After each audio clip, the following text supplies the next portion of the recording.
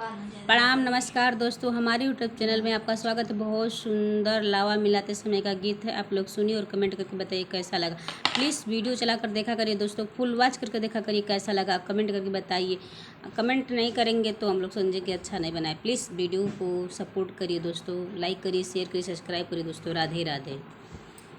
लावा परिछाए भैया बताई गाली, लावा परिछाए भैया बताई गाली, लावा परिछाए भैया। ससुर का बहिना बनारस करंडी, दुल्हे का बहिना बनारस करंडी। बिना स्वामी का पुत्र जनमाय डाली, बिना स्वामी का पुत्र जनमाय डाली। लावा परिछाए भैया बताई गाली, लावा परिछाए भैया।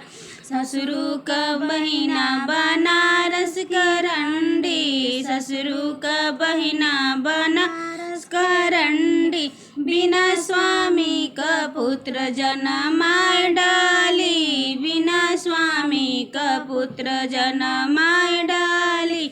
लावा परिछाए भैया बताई गाली, लावा परिछाए भैया।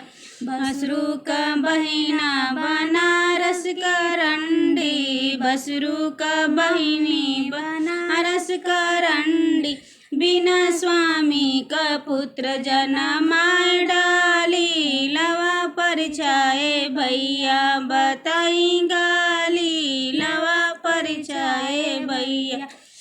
देहरू का बहिना बनारस करंडी, देहरू का बहिना बनारस करंडी। बिना स्वामी का पुत्र जनमाय डाली, लावा परिछाए भैया बताई गाली, लावा परिछाए भैया। जय माता दी दोस्तों।